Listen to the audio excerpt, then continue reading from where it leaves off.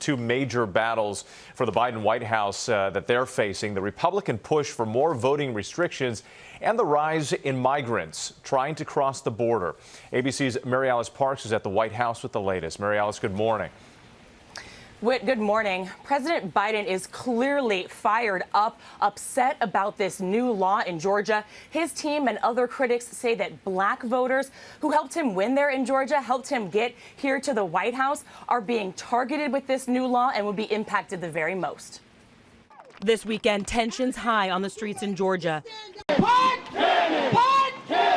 Protest over the state's new elections law, as well as the treatment of State Representative Park Cannon, who was arrested in the State House as the governor signed the bill into law. Cannon's attorney telling me the bill and her arrest both out of line. The rest of the country needs to take a very strong look at the tactics that are being used in Georgia. The Justice Department needs to get involved.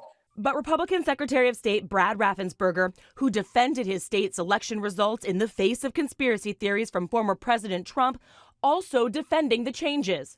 And so we have to really make sure that we have honest and fair elections with the appropriate balances of accessibility with security. And that's what we're working on. The law limits ballot drop boxes, adds new requirements for mail-in voting, and makes it a crime for anyone other than a poll worker to offer food and water to voters waiting in line. President Biden saying the Department of Justice is looking into it, calling the law pushed for by Republicans un-American. The Republican voters I know find this despicable. Republican voters. It is the most pernicious thing. This makes Jim Crow look like Jim Eagle. I mean, this is gigantic, what they're trying to do, and it cannot be sustained. Georgia on the president's mind, as well as the crisis at the border. New numbers from the Customs and Border Protection confirming more than 18,000 unaccompanied minors who crossed the U.S. southern border alone now in custody. Our Rachel Scott out in Texas with state troopers patrolling the river. The smugglers, the coyotes, will bring them to the river and then say, okay, from here, that's it. It's on your own. You cross, and then leave them out there. It becomes dangerous for them because they don't know the terrain. Are those facilities acceptable? The overcrowding that we've absolutely seen? not. Rachel also meeting with Republican senators at the border. Those lawmakers releasing pictures of detention centers completely overcrowded. Democrats agreeing the situation is unacceptable and that the children need better care. We all recognize we've got to get those kids into the arms of their family as quickly as possible. And the administration is working on expediting that process. Now, Vice President Kamala Harris agreed that that was the main priority, trying to locate the family members of children who crossed the border alone. But guys, the numbers are just shocking and overwhelming the system. In just one day last week, the number of unaccompanied minors grew by 1,000, Dan. 1,000 children. Let's not forget we're talking about children here. Mary Alice Parks, thank you so much reporting in from the White House. We appreciate it. Let's bring in ABC's Jonathan Karl, who's been at the White House many, many times and who was here in New York to host this week later this morning. Good morning, sir. So does the Biden administration have a plan to deal with this crisis?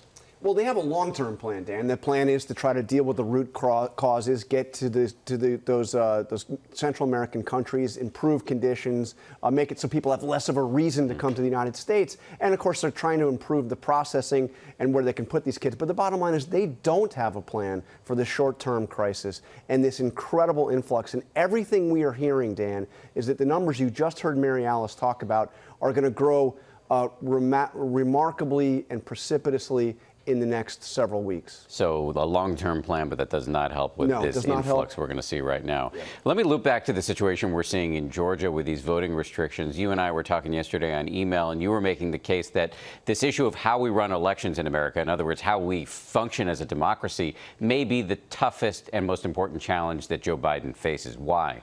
Well, look, you have these dueling efforts going on. You have the Republicans who, quite frankly, are looking at ways across the country, 43 different states you have. Now, not all of them will succeed, but efforts to make it essentially harder to vote, to bring down voter turnout will be the effect. Those are almost entirely partisan efforts, Republican-only efforts. And in the Congress, you have this effort to combat that by making it dramatically easier to vote, by having the federal government mandate that states have dramatically expanded mail-in voting and early voting.